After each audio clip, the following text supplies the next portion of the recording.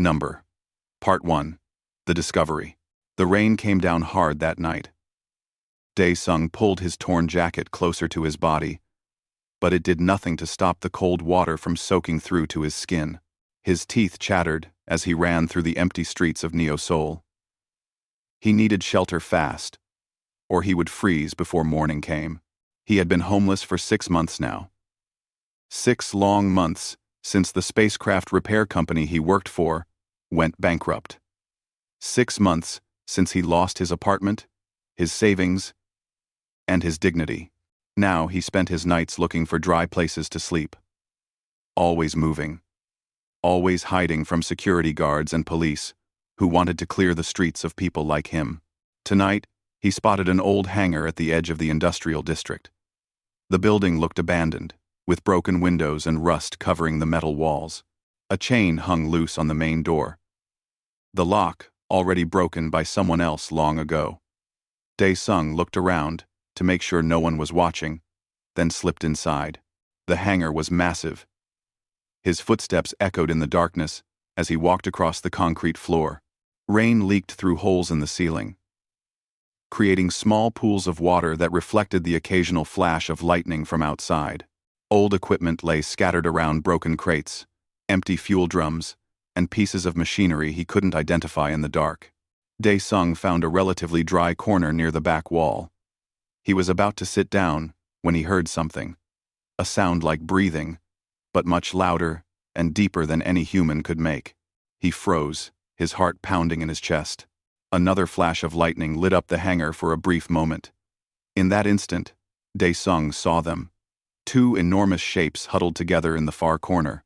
They were huge, easily the size of small aircraft. He could see scales, wings, and long tails curled around massive bodies. His first instinct was to run. Every muscle in his body screamed at him to get out of there. But something made him stop. Maybe it was the way they huddled together, or the weak sound of their breathing. They didn't sound dangerous. They sounded sick. Slowly, carefully, Dae-sung took a step forward. Then, another. The creatures didn't move. As his eyes adjusted to the darkness, he could see more details. They looked like the dragons from old Earth stories, but real, made of flesh and blood. Their scales were dull and cracked in places. Their wings looked thin and damaged. "Hello?" Dae-sung called out softly. His voice shook with fear. One of the creatures lifted its head. Even in the darkness, he could see large eyes staring at him. The creature made a sound, something between a growl and a whimper. "Please. No harm," a voice said.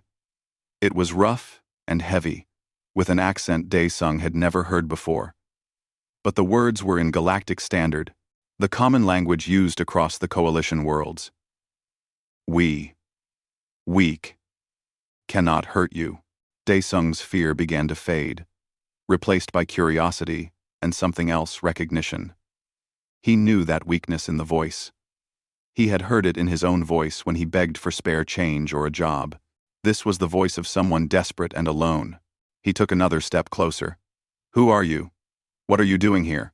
The creature that had spoken tried to lift its head higher but seemed to struggle with the effort. "I am Hana. This is my sister, Yuna. We are from planet Dracoria, in the Andromeda sector. Our ship." 3 months? Dae-sung moved closer still. He could now see that Hana's scales were a faded blue color. Next to her, the other dragon Yuna had purple scales that looked even more dull and lifeless. "Why didn't anyone come for you?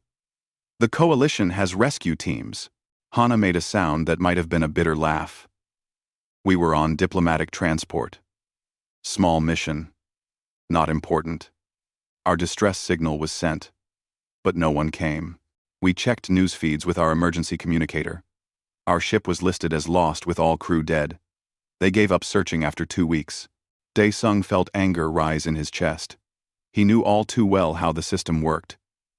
How it forgot about people who weren't important enough, rich enough, or powerful enough. Apparently, it was the same across the galaxy. "You've been here for 3 months? What have you been eating? Rainwater. Small animals when we could catch them. But it is not enough. Draconians need much food. Much protein. We are starving. Hana's voice grew weaker.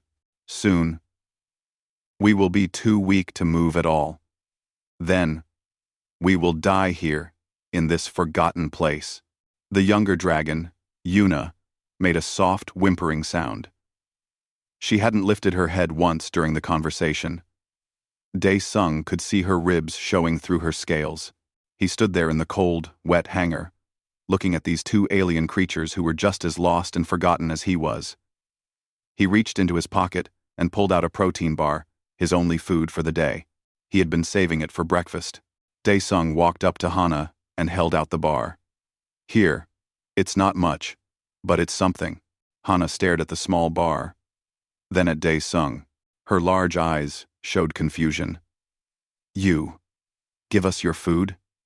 But you have nothing. I can see it in your clothes, your smell. You are also starving. Yeah, well, Dae-sung said with a tired smile. That just means I understand what you're going through. Take it. Split it with your sister. Hana carefully took the bar with her clawed hand, moving slowly, as if afraid she might accidentally hurt him. She broke it in half and gave one piece to Yuna, who ate it weakly. They both made sounds of appreciation, though the small amount of food could barely make any difference to creatures their size. Why help us? Hana asked after swallowing her half. We are nothing to you. Aliens. Strangers. Dae-sung sat down on the floor, a safe distance away but close enough to talk. Because I know what it's like when the whole world forgets you exist. When you're invisible to everyone who passes by. When you're left to die and nobody cares. He paused, then added, nobody should die alone and forgotten. Not humans. Not aliens. Not anyone.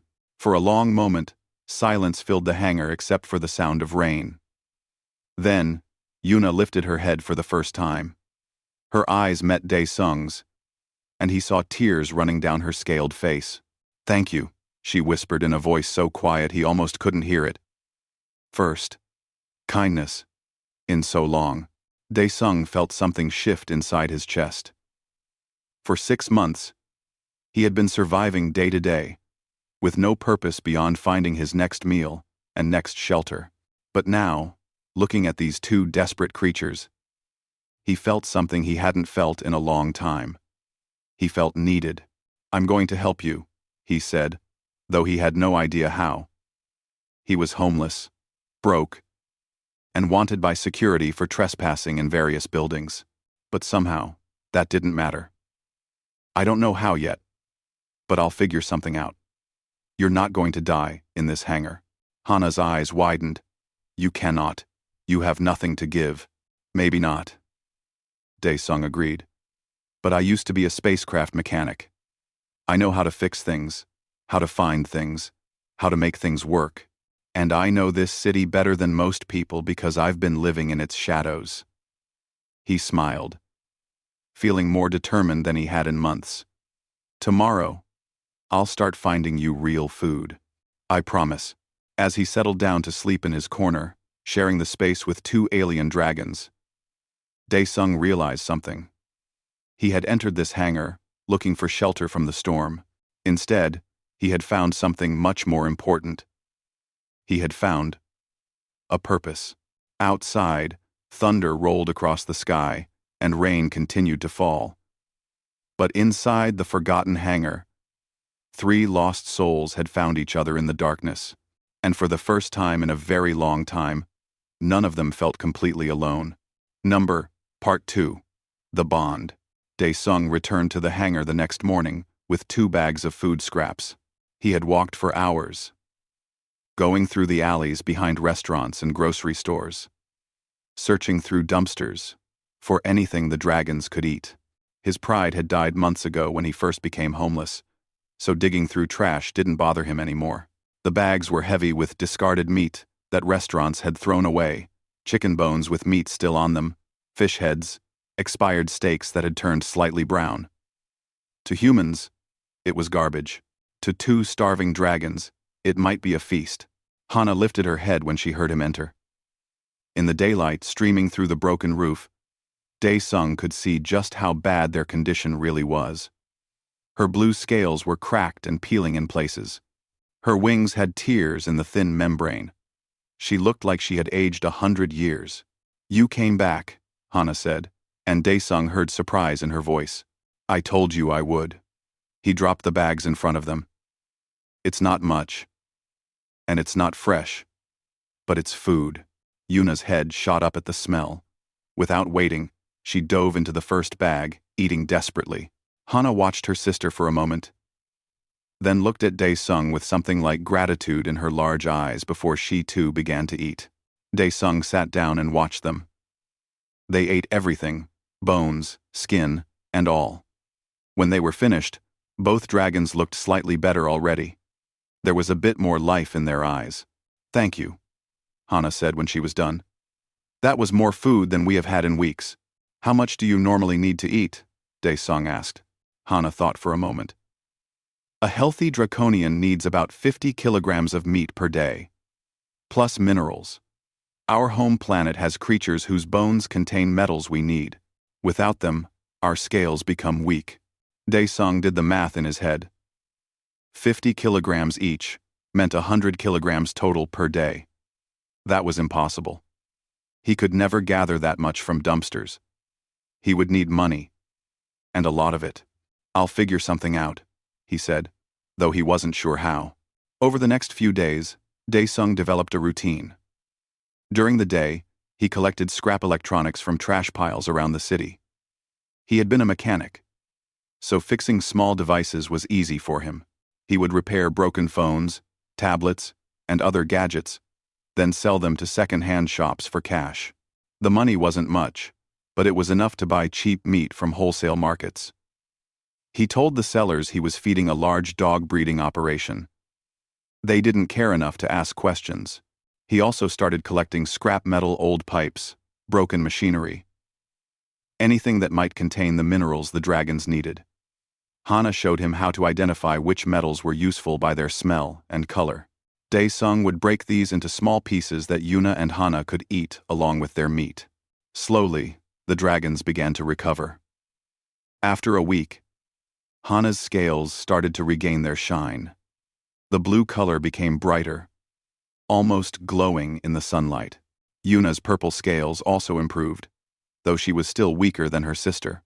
During the long hours they spent together, they talked. Dae-sung learned about Dracoria, a planet with floating mountains held up by magnetic fields, where dragons flew freely through crystal-clear skies. He learned about their culture, their families, and their lives before the crash.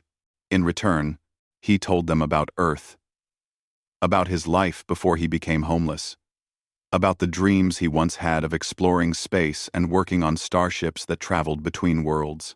One evening, Yuna started teaching him words in the Draconian language. She seemed happier than Hana, more willing to trust. Her eyes would light up whenever Dae-sung successfully pronounced a difficult word. "Korath," she said, tapping her chest. "It means heart friend in your language. Someone who understands your heart." "Korath," Dae-sung repeated, and Yuna clapped her clawed hands together with joy. Hana watched them with a smile. But Dae-sung could see worry in her eyes. She was the protective older sister, always thinking about survival and the future. 2 weeks after they met, Dae-sung arrived at the hangar to find Hana standing. She had been too weak to stand before. Now she stretched her wings carefully, testing them. Several holes in the membrane had started to heal. "You're getting better," Dae-sung said with genuine happiness. "Thanks to you," Hana replied. She folded her wings and looked at him seriously. "But I must ask you something. Why do you give us most of the food? I see you getting thinner. You keep only a small portion for yourself." Dae-sung shrugged. "You need it more than I do." "That is not an answer." Hana stepped closer to him. Despite her weakened state, she was still massive and intimidating. "You sacrifice your own health for us. Why? We are nothing to you, aliens from a distant world." When we are strong enough to leave, you will never see us again. The question hung in the air. Dae-sung thought about it for a long moment. Why was he doing this? He could use the money he earned to buy better food for himself, to save up for a cheap room somewhere. Instead, he was spending everything on two creatures who would eventually leave him behind. Because it matters, he finally said. For 6 months, I've been invisible.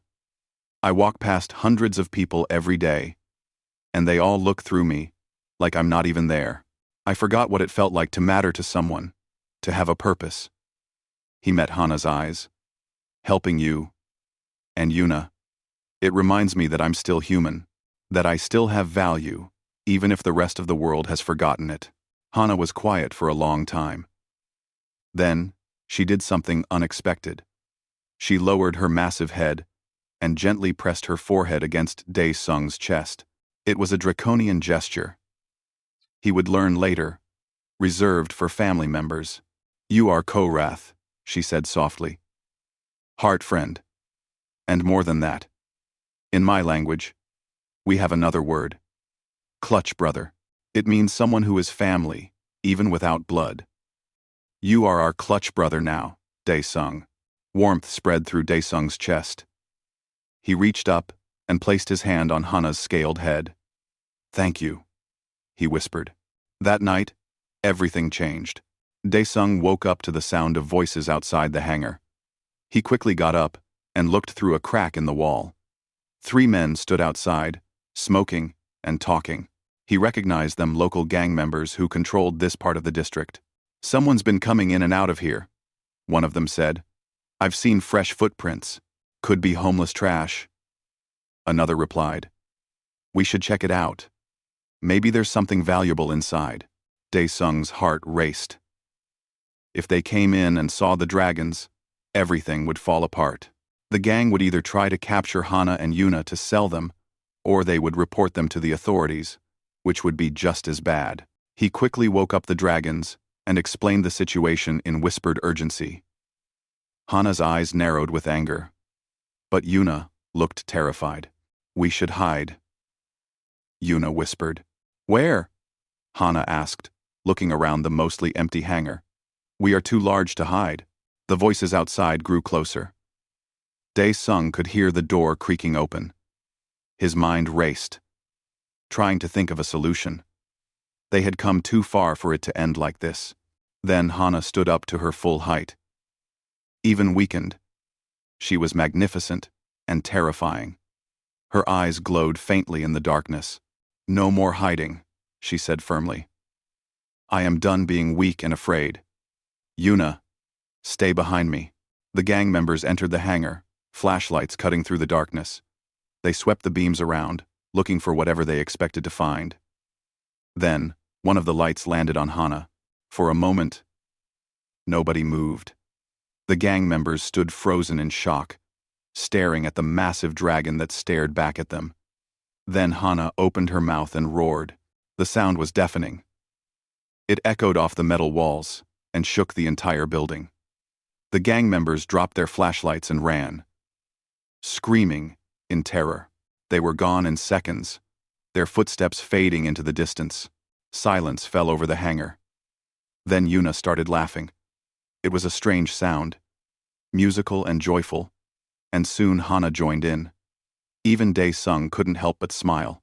I think they won't come back, Hana said, still chuckling. Definitely not, Dae-sung agreed.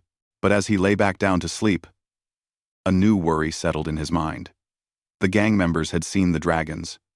They might be too scared to come back themselves, but they might tell others, and if word spread, it would only be a matter of time before more dangerous people came looking. Their time was running out. Part 3. The complications. Things got worse quickly. 3 days after the gang members ran away, Dae-sung noticed a change in Yuna. She was moving slowly, and her breathing sounded wrong. When he touched her scales, they felt burning hot. Hana, something's wrong with Yuna, he called out. Hana rushed over and examined her sister. She pressed her head against Yuna's neck listening to her breathing. When she pulled back, fear showed clearly in her eyes. Fever, Hana said. Bad fever. Something she ate was contaminated. I should have checked more carefully. What can we do? Dae-sung asked. On Dracoria, we have medicines, special herbs and minerals that fight infection. But here on Earth, Hana's voice trailed off helplessly. Dae-sung thought fast. What about regular medicine? Animal medicine? Day. Perhaps. If it is strong enough. Hana looked down at Yuna, who was shivering despite the heat radiating from her body. She needs it soon, or the fever will kill her. 7. That night, Dae-sung did something he had never done before. He broke into a veterinary clinic on the other side of the city. His hands shook as he picked the lock on the back door. Security cameras watched from the corners, but he had no choice. Yuna was dying. Inside, he found antibiotics meant for large animals, horses, and cattle. He grabbed as many bottles as he could carry and ran. Behind him, he heard alarms starting to sound. Someone had seen him on the cameras.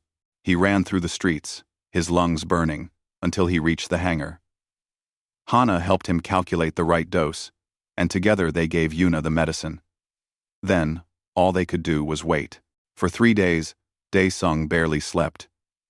He stayed by Yuna's side, wiping her scales with cool water, talking to her softly, even when she couldn't respond. Hana watched him with grateful eyes but said nothing. She knew there were no words for what he was doing.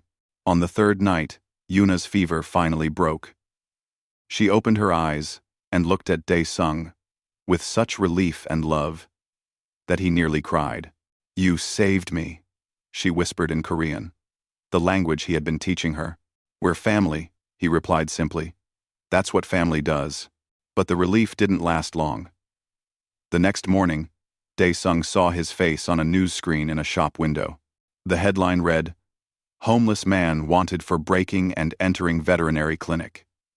His image, from the security camera, was clear enough that anyone who knew him would recognize him.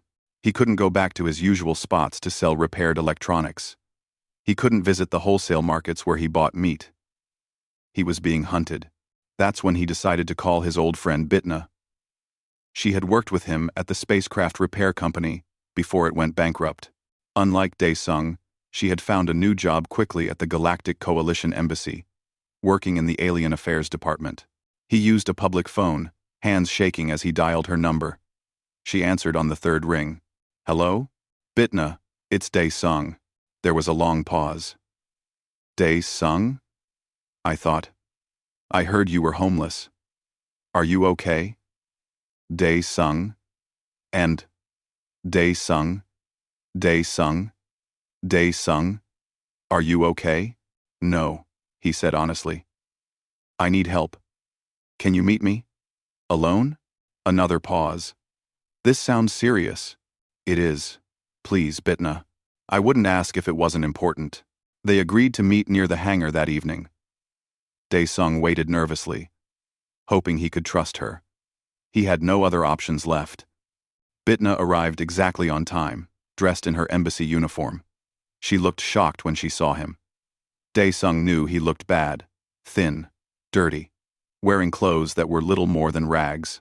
What happened to you? She asked softly.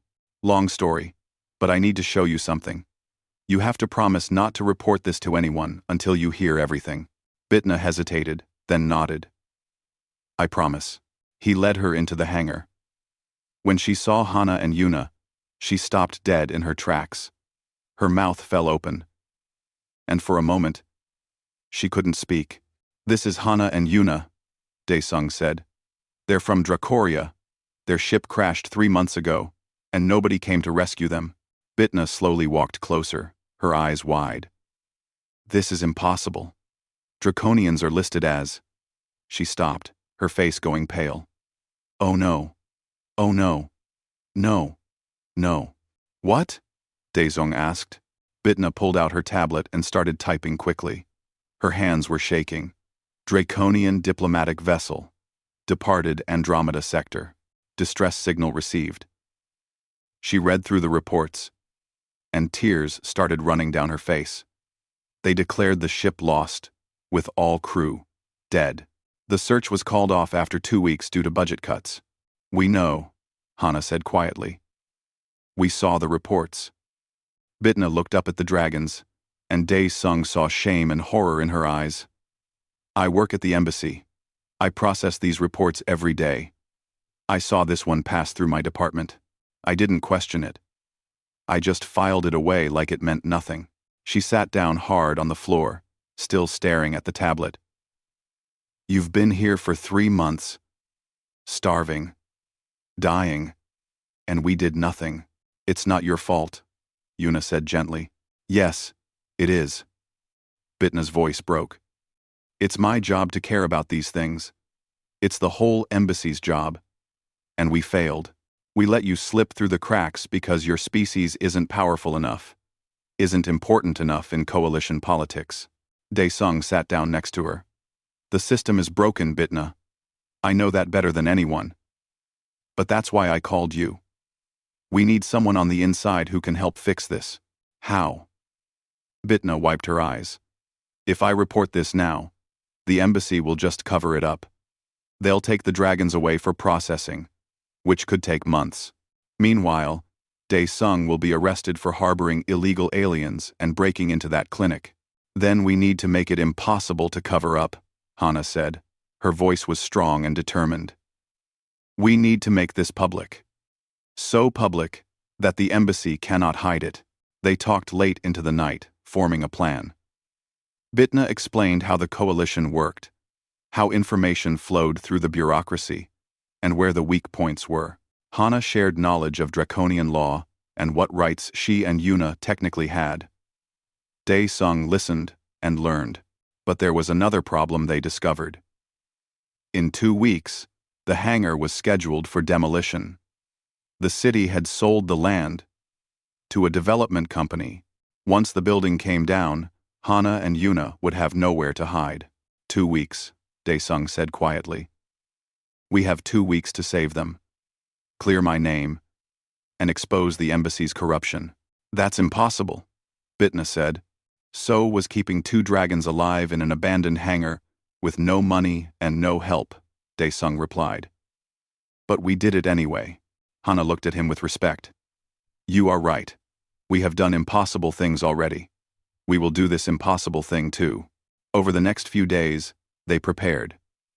Bitna secretly copied files from the embassy servers, proof of ignored distress signals, budget cuts that prioritized wealthy species over poor ones, and cases similar to Hana and Yuna's that had been swept under the bureaucratic rug. Dae-sung set up a live stream system using old cameras and equipment he repaired. He would tell their story to the whole world. The truth couldn't be hidden if millions of people were watching.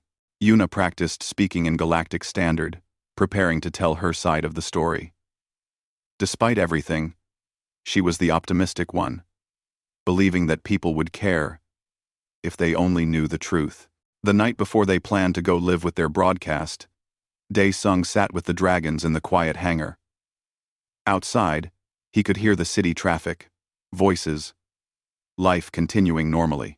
But in here, they were in their own world. Are you scared? Yuna asked him. Terrified, Dae-sung admitted. After tomorrow, everything changes. Either we succeed and maybe make things better, or we fail and lose everything. We already have lost everything once, Hana said. Our ship, our mission, our dignity. We lived through that. We can live through this too. What about you? Yuna asked. You could walk away.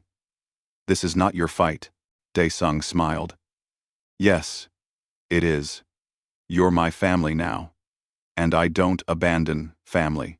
Hana placed her large head on his shoulder, gentle despite her size. Clutch, brother, she said softly.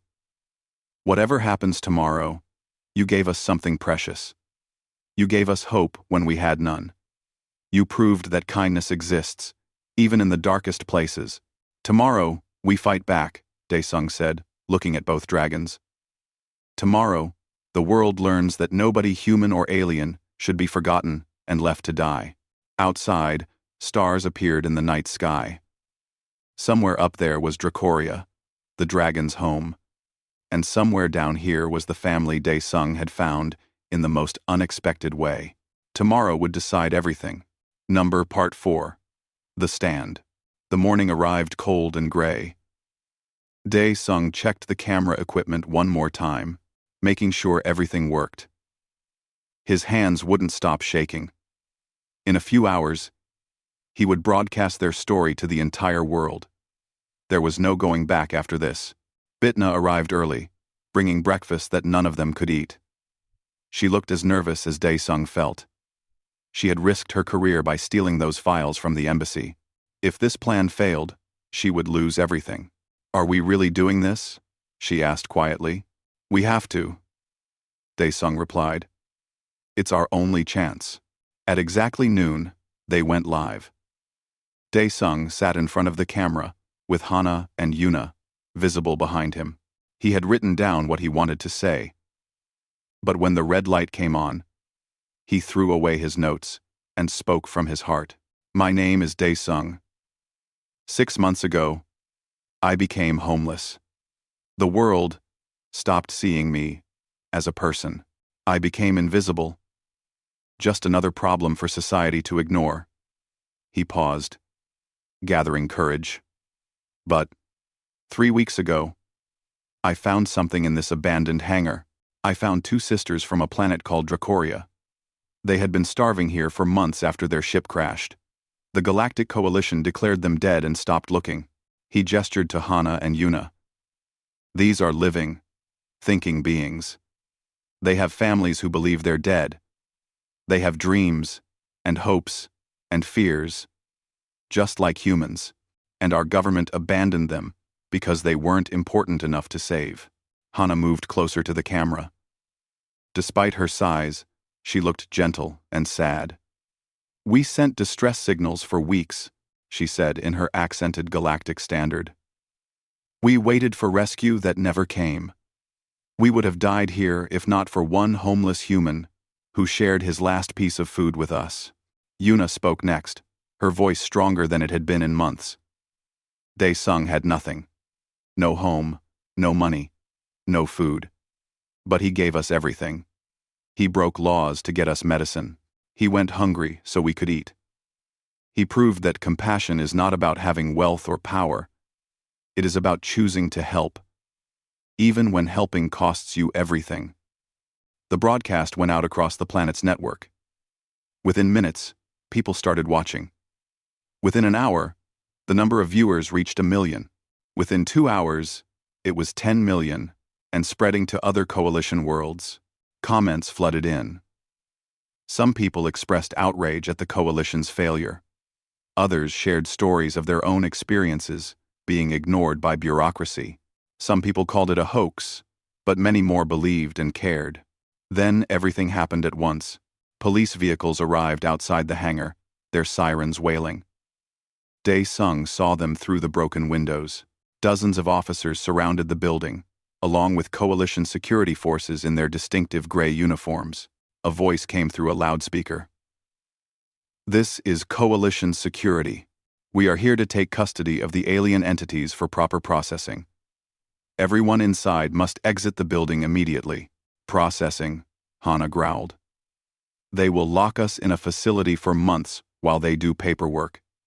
They will separate us, and Daesung will be arrested." "Keep the camera running," Bitna said urgently. "The whole world is watching. They can't do anything too terrible while millions of people see it." Daesung stood up and faced the camera.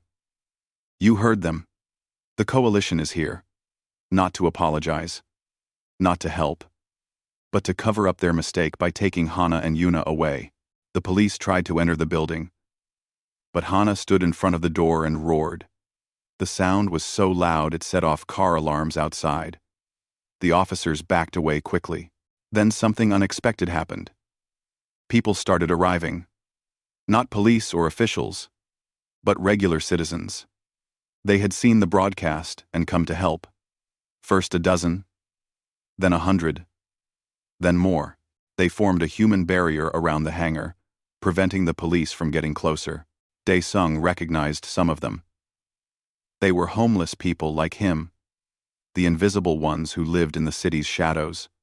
They had come because they understood what it meant to be forgotten and abandoned. An old woman pushed her way to the front and shouted at the police. "This man is a hero.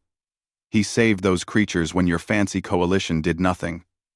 You should be thanking him, not arresting him." Others joined in, and soon there was a crowd of people chanting and holding up signs they had made quickly. The police didn't know what to do. They couldn't use force against peaceful protesters, especially not while cameras from news agencies were now arriving. Inside the hangar, Dae-sung continued to broadcast.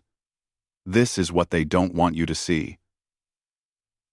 Regular people standing up against a system that doesn't care about them. The coalition talks about unity and cooperation between species, but they left two innocent beings to die because saving them wasn't convenient enough." Bitna stepped forward and held up her tablet. "I work for the coalition embassy. I have proof of everything. Ignored distress signals. Budget cuts that prioritized wealthy species. Cases where beings died because the paperwork was too complicated." She looked directly into the camera. "The system is broken, and I can't be part of it anymore." Her confession shocked everyone. A coalition employee turning against her own organization while being broadcast live to millions of viewers. It was the kind of thing that couldn't be ignored or covered up. More vehicles arrived. These ones were different, sleek, and black with the symbol of the Galactic Coalition High Council. Dae-sung's heart sank. The council was the highest authority in the coalition. If they were involved, this had escalated beyond anything he had imagined. A tall alien stepped out of the lead vehicle. She had 4 arms and skin that shimmered like oil on water. Dae-sung recognized the species, a counselor from one of the founding races of the coalition. She walked through the crowd, which parted to let her pass. She stopped at the hangar entrance and looked at Hana. "I am Counselor Zithara.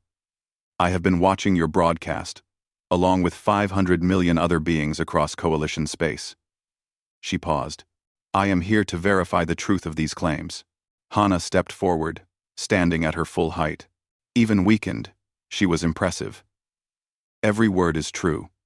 We have been abandoned, left to die, saved only by the kindness of one human who had every reason to ignore us, but chose compassion instead." Counselor Zithara examined them carefully. She looked at their cracked scales, their healing wings, their still too thin bodies. Then she turned to the coalition security forces. "Lower your weapons. These beings are victims, not criminals." The security officers looked confused but obeyed.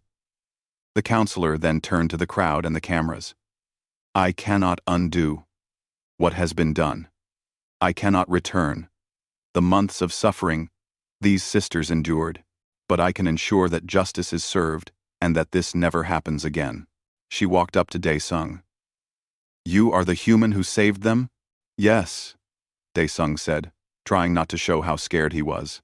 "You broke laws to do it." "I did what was right." The counselor studied him for a long moment. Then she did something surprising. She bowed, a gesture of deep respect in her culture. A homeless human with nothing showed more honor and compassion than the entire Galactic Coalition. That is something we must never forget. Second, she turned to the cameras. "I am ordering an immediate investigation into the Coalition Embassy on Earth. All cases of ignored distress signals will be reviewed. The budget cuts that caused this failure will be reversed." She looked at Hana and Yuna. "And I personally guarantee that these 2 sisters will be returned home to Dracoria with full honors." The crowd cheered. Even some of the police officers were clapping. But Dae-sung felt a strange emptiness. Hana and Yuna would go home. That was good. That was what they needed. But it meant he would be alone again. Hana must have seen something in his face because she moved close to him and whispered, "This is not goodbye. Clutch brother. We have a say in this too. Lo Team Fee. Crossing Lime, Before Daesung could ask what she meant, news drones descended from the sky, broadcasting everything to an even wider audience. The small, forgotten hangar had become the center of galactic attention. A message appeared on Bitna's tablet. She read it and smiled for the first time that day. It's from the Draconian High Council. They've been watching too. They're sending a ship. Everything was changing so fast. The sun was setting, painting the sky orange and red. Daesung looked around at the crowd of supporters, the officials scrambling to respond, the dragons who had become his family, and the friend who had risked everything to help. They had done it. Against all odds, they had forced the galaxy to pay attention. Now they just had to see what came next. Part 5. The Aftermath. The Draconian ship arrived 3 days later. It descended from the sky like a massive jewel, its hull reflecting sunlight in brilliant shades of blue and purple. Thousands of people gathered to watch it land in the field near the old hangar. News crews from across the planet broadcast every moment. Daesung stood with Hana and Yuna, watching their people come for them. He should have felt happy. Instead, he felt empty. For 3 weeks, these dragons had been his purpose, his family. Now they were leaving, and he would return to being nobody again. The ship's door opened, and several Draconians emerged. They were magnificent, healthy, and strong, with scales that gleamed like metal. They rushed toward Hana and Yuna, calling out in their musical language. There were tears and embraces. Families reunited after months of believing their loved ones were dead. One older Draconian approached Daesung. His scales were deep gold, and he wore elaborate markings that suggested high status. "You are the human called Daesung?" "Yes, sir. I am Elder Taemin, representative of the Draconian High Council. I speak for all our people when I say this. You have our eternal gratitude. You saved 2 of our children when the entire Galactic Coalition failed them." Daesung didn't know what to say. "I just did what anyone should do. But not what anyone did do," Elder Taemin said gently. "Only you. A human with nothing chose to give everything. That is the definition of true honor." The elder gestured to several other Draconians, who brought forward a large chest. "We wish to offer compensation. Enough credits to buy a home, start a business, live comfortably for many years." Daesung stared at the chest. He could take it. He could finally stop being homeless. But something felt wrong about accepting payment for helping friends. "I don't want money for what I did," he said slowly. "Then what do you want?" Elder Taemin asked. Daesung thought about it. What did he want? He looked at the homeless people in the crowd, the ones who had stood with him against the police.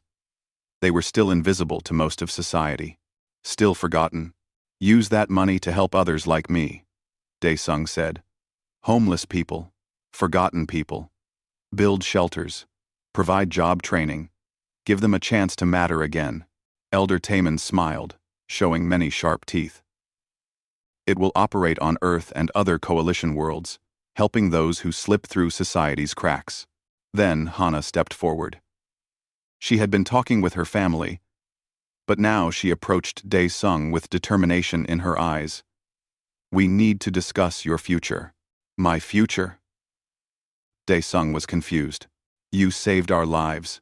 In Draconian culture, that creates a bond stronger than friendship. Yuna and I have spoken with our family and the High Council. We want you to come to Dracoria with us." Daesung's heart skipped. "What? I can't. I'm human. I don't belong on your world. You belong wherever your family is," Yuna said, moving to stand beside her sister. Elder Taemin nodded. "The High Council has approved it. We offer you full Draconian citizenship, a home on our world, a place where you will never be invisible or forgotten again." It was too much. Daesung felt tears running down his face. "But Earth is my home. These people," he gestured to the crowd, "will have the foundation to help them," Hana said. "You have given so much already. Let us give something back. Come with us. See our world." If you don't like it, we will bring you back. But at least see what you saved us for. Dae-sung looked at his friend Bitna, who was crying and smiling at the same time. Go, she said. You deserve this. And don't worry, I'll make sure the Foundation actually helps people. I quit the embassy. This is my purpose now. The old homeless woman who had defended him stepped forward from the crowd. Boy, you've been sleeping on cold streets for 6 months. Go sleep in a warm bed on an alien planet. We'll be fine. You gave us hope. Others in the crowd shouted their agreement. Dae-sung realized they weren't just supporting him, they were proud of him. One of their own had done something amazing, and now he had a chance for something better. Okay, he said, his voice shaking. Hana and Yuna made sounds of pure joy. They wrapped their wings around him carefully, creating a cocoon of scales and warmth. Dae-sung felt more loved in that moment than he had in years. The next few hours passed in a blur. Officials from Earth's government arrived with apologies and offers that Dae-sung ignored. They had done nothing to help before and only cared now because the whole galaxy was watching. Counselor Zethara announced new protocols for handling distress signals and personally apologized to Hana and Yuna on behalf of the coalition. As the sun began to set, it was time to leave. Dae-sung said goodbye to Bitna, promising to stay in touch through the galactic network. He thanked the homeless community that had stood with him. Then he walked up the ramp into the draconian ship with Hana and Yuna at his side. The interior was beautiful, all curved lines and soft lights, designed for beings with wings to move freely. Draconians greeted him with respect and curiosity. To them, he was already famous, the human who had shown compassion when it cost him everything. As the ship lifted off, Dae-sung looked out a window at Earth growing smaller below. He had spent 6 months invisible on that planet, forgotten and alone. Now he was leaving as a hero and an honorary member of an alien species. Are you scared? Yuna asked, settling beside him. A little, Dae-sung admitted. I don't know what life on Dracoria will be like. You will love it, Hana said confidently. Floating mountains, crystal skies, and family who will never let you feel alone again. 6 months later, Dae-sung stood on a balcony carved into the side of a floating mountain. The view was incredible: mountains suspended in the air by magnetic fields, dragons flying freely through skies so clear they seemed to go on forever. The sun was setting, turning everything gold and purple. He had a home here now, a workshop where he repaired both draconian technology and human devices. He was learning to fly, using a special harness that Yuna had designed specifically for him. He spoke Draconian fluently now, and his apartment was filled with books about their culture. But he hadn't forgotten Earth. Through video calls, he stayed connected to Bitna and the homeless community. The Dae-sung Foundation was helping hundreds of people already. Shelters had opened in 5 cities. Job training programs were running. People who had been invisible were being seen again. His tablet buzzed with a message from Bitna. The Foundation helped its 500th person today, a single mother who lost her job. She has a place to stay now and starts work training next week. We're making a difference, Dae-sung. Just like you did. He smiled and typed back, You're the one making the difference now. Hana joined him on the balcony, her scales gleaming in the sunset. She was fully healthy now, strong and magnificent. What are you thinking about? She asked. About how strange life is, Dae-sung said. 6 months ago, I was sleeping in an abandoned hangar, hungry and forgotten. Now I'm living on an alien planet, watching floating mountains at sunset. Do you regret coming here? No, never. He looked at her. You and Yuna gave me a family, a purpose, a home. I have everything I need. Yuna flew up to join them, landing gracefully on the balcony. She had written a book about their experience called The Homeless Human and the Starving Dragons. It had become a bestseller across multiple coalition worlds. The royalties were all going to the Foundation. I have news, Yuna announced excitedly. The coalition wants to make our story into a training program. Every new diplomat will learn about what happened, about compassion and about the cost of bureaucratic failure. That's wonderful, Daesung said. Hana had other news too. The High Council wants me to become an ambassador, to speak for species that are too small or poor to have powerful voices in the coalition. I said yes. Of course you did. Daesung laughed. You've always been protective. I learned from the best, Hana said, bumping her head gently against his shoulder. They stood together as the sun disappeared and stars began to appear. These weren't Earth stars, but they were beautiful in their own way. Somewhere among them was Earth, tiny and distant. Daesung sent a silent wish to all the people there who were still invisible, still forgotten. You know what the irony is? He said quietly. I went into that hangar, looking for shelter from a storm. Just a dry place to sleep. Instead, I found you. I found purpose. I found family. I found home. The universe works in strange ways, Yuna said philosophically. Sometimes the smallest act of kindness creates the biggest changes, Hana added. Daesung thought about the protein bar he had shared that first night. One small piece of food given to strangers. That single choice had changed everything, not just for him and the dragons, but for countless others across the galaxy. His tablet buzzed again. Another message, this time from a young homeless man in Neo-Sol, who had been helped by the Foundation. Thank you for not forgetting about us, it said. Your story gave me hope that things can get better. Daesung typed a reply. You are not forgotten. You are not alone. And you matter.